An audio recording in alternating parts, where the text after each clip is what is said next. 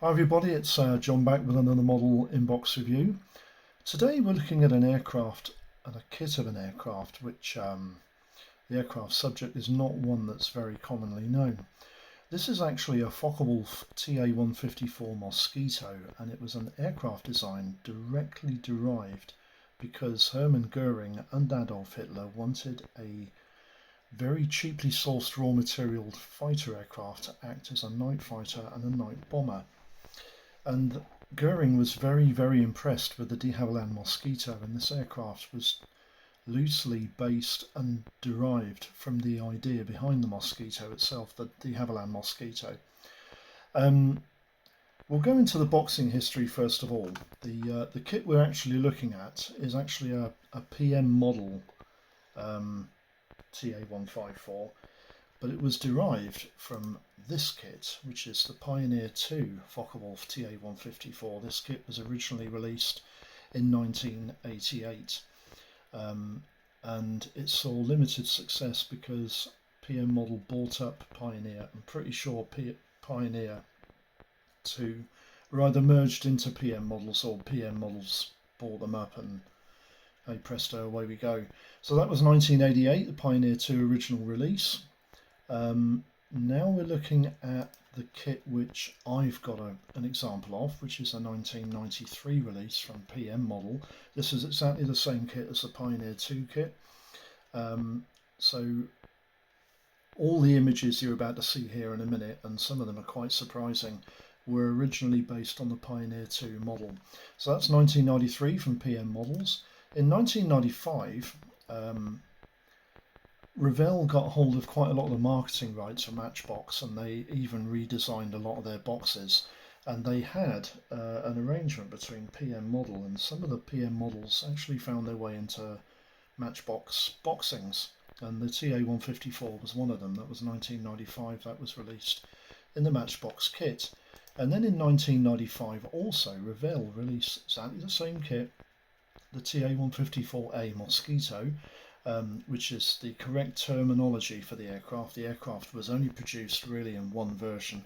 They did build about 50 of these aircraft, but with the advent of the Heinkel HE-219 going into full-scale production as a dedicated night fighter, the Ta-154A had its issues, and the contract was terminated shortly after the 50 aircraft were completed, and it was never progressed past the A development stage. So that's the 1995 release from Revell. And then you have an interesting one, because in 2008, Airfix actually produced a Focke-Wulf Ta-154 stroke FW190A Mistral kit. The Airfix FW190A was utilised with an additional sprue to produce the support struts to go onto the 190, but the Pioneer 2 original tooling kit was used in this model. The interesting thing is that in 2008, I'm pretty sure Hornby Hobbies had hold of this company, but I think this kit was actually originally put together by Maguire and McGuinness in the days when the Maguire and the McGuinness combination still owned Airfix, and a lot of these models found their way into Hornby Hobbies ownership, and obviously they had to sell them off, and this was one of them. Again, the Airfix Ta-154/190A Mistral set. And then in 2018, PM Model again re-released this kit as a Ta-154 Moskito in this guise, and this is the model that you can probably get on the shops, in the shop shelves now, and they'll be prolific all over the UK, as they are prolific all over. Interesting to note that PM Model is actually a Turkish company, as Pioneer 2 were, and stuff that comes out of Turkey, I'll be honest with you, isn't that fantastic, and the Ta-154 is no exception, and I'll explain all about that when we get into the inbox review. Just leave you now with another image of the Ta-154A Moskito. This is one of the pre-development aircraft.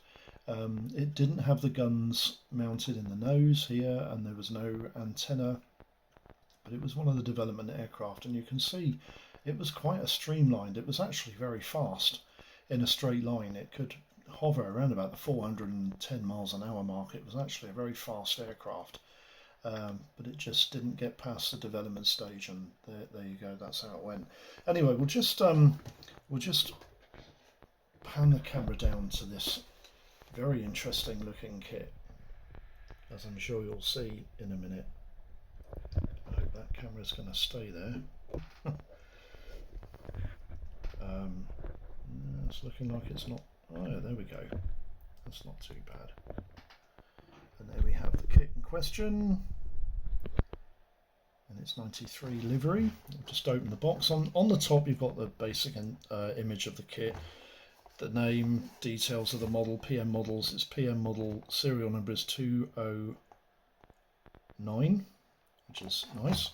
On the back you've got a repeat exactly the same. On the sides you've got an image of the kit when it's built up, what it looks like with its camo scheme there. You can see that the kit's made in Bakirkby in Istanbul, Turkey, and it's recommended for people over 9 years old, although to be honest with you, yeah, a couple of adverts on the back there. These are for 2 other kits. Interesting. They do quite a lot of interesting and weird and wonderful aircraft that you might see on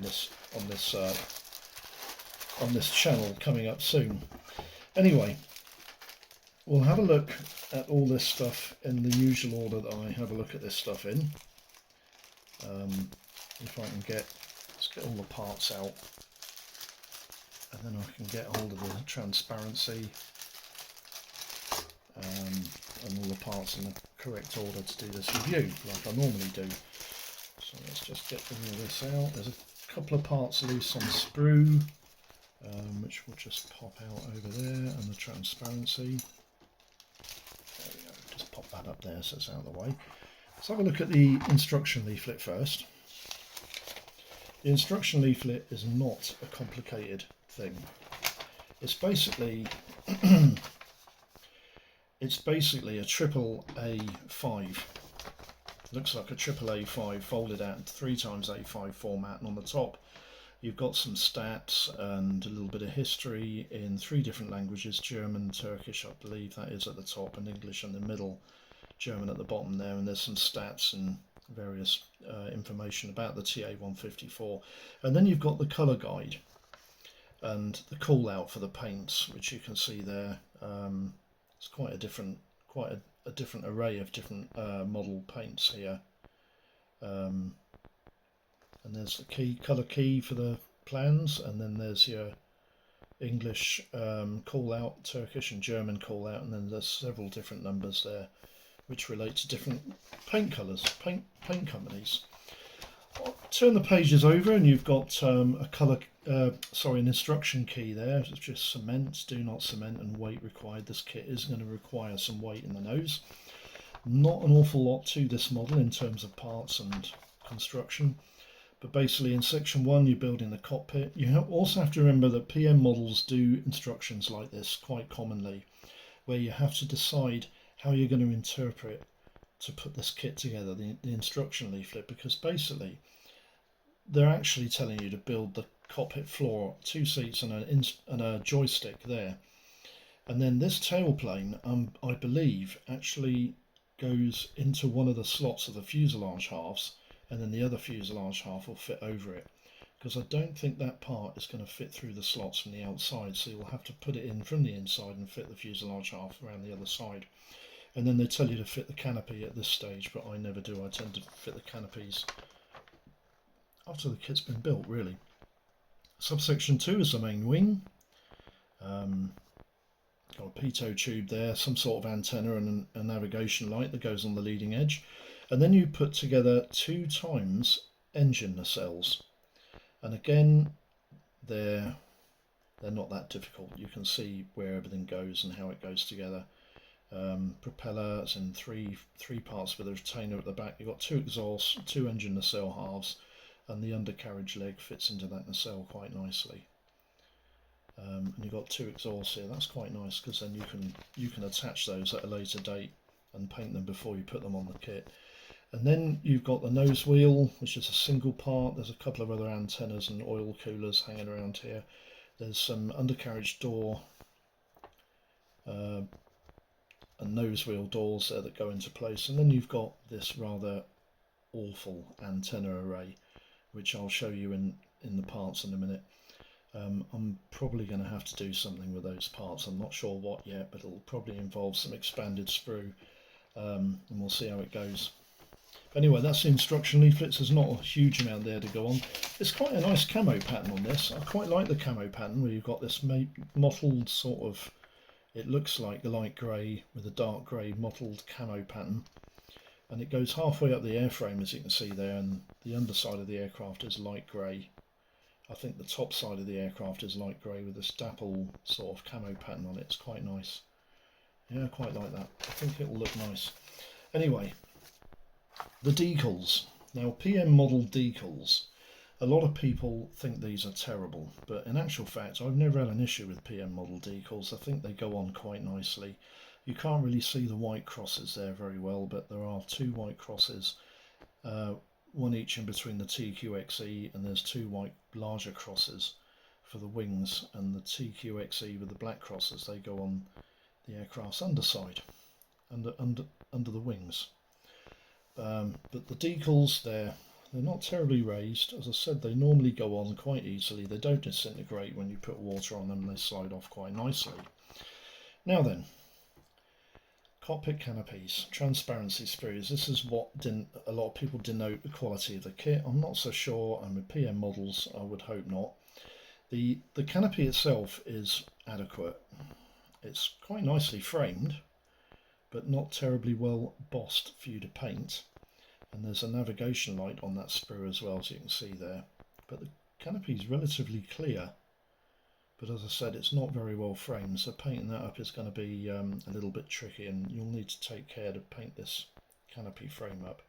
And I'm going to be honest with you, the frame itself, looking at the canopy frame on this picture I've got on the computer, it's not very accurate either. There's supposed to be a rise here between the back section of glazing and the front section of glazing going up to the nose, the front section.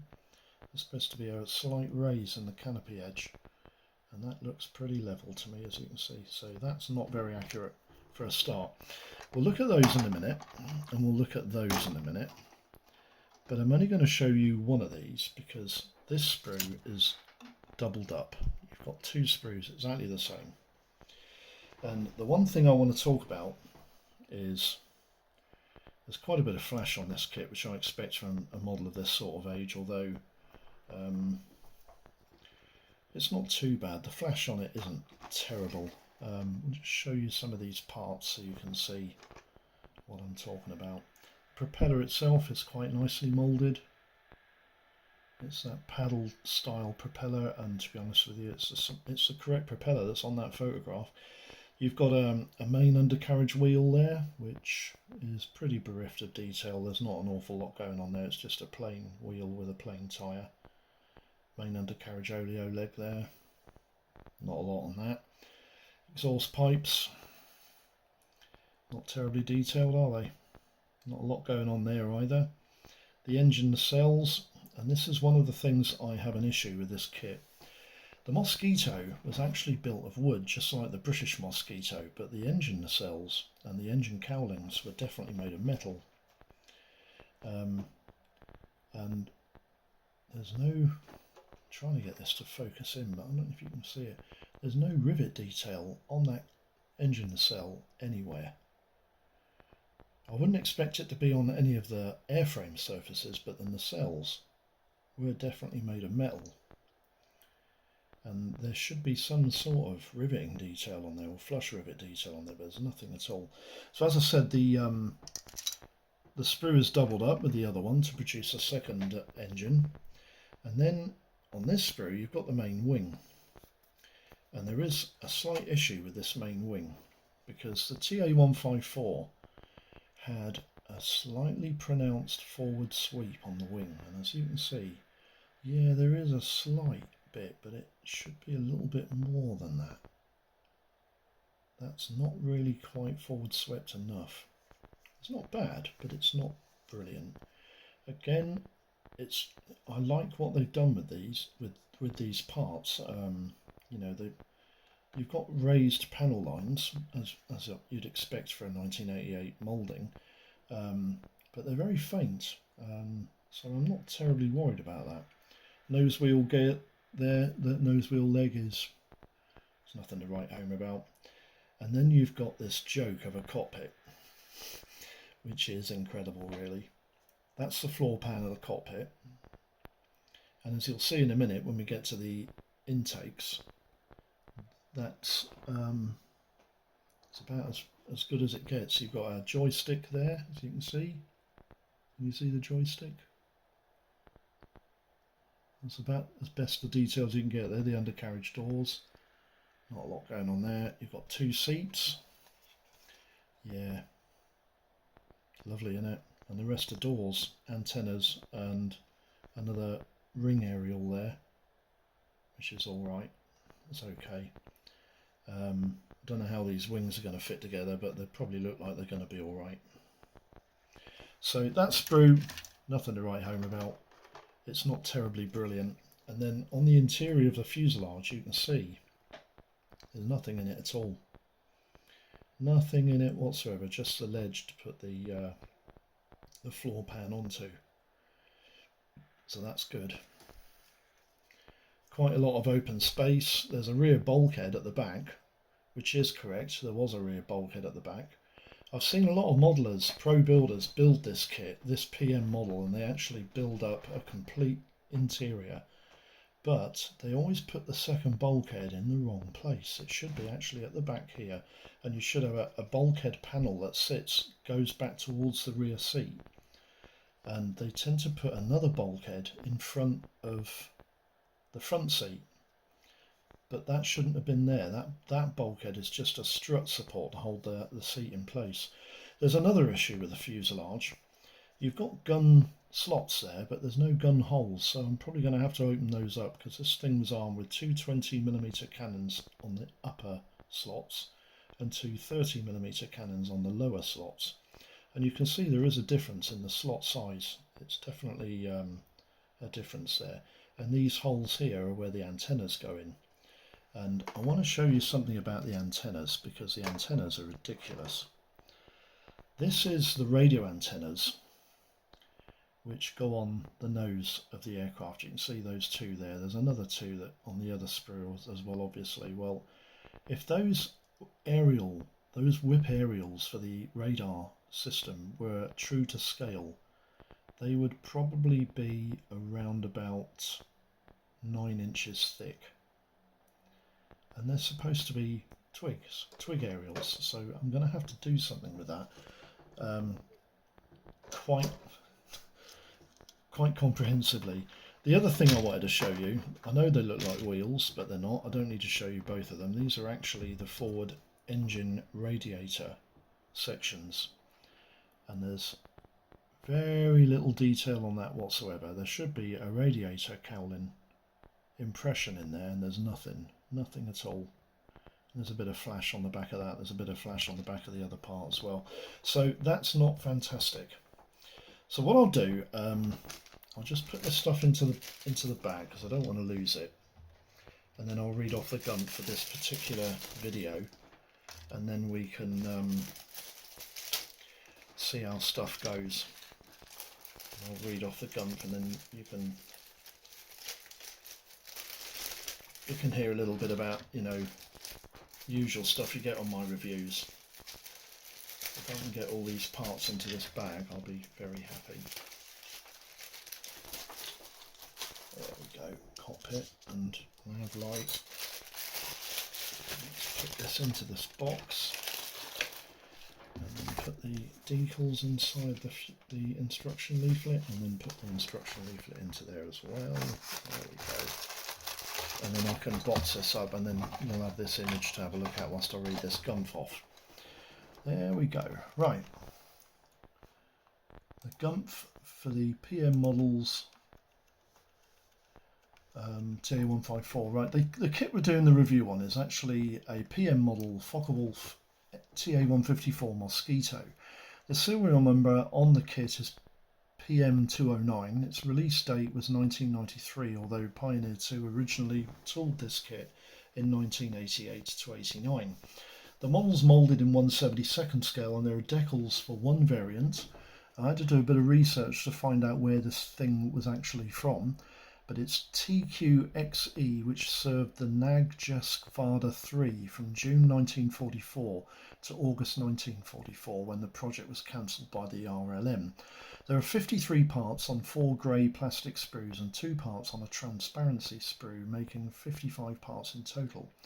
The kit's dimensions will be 6 3/4 inches long by 8 3/4 inches wingspan, and it should sit about 2 inches high on its undercarriage. Now the options and costs, I'm tending to just hold options and costs for the actual scale that the kit is. So we're only looking at Ta-154 models in 1/72nd scale. And believe it or not, there are a number of standalone models. There's a kit by Air Model.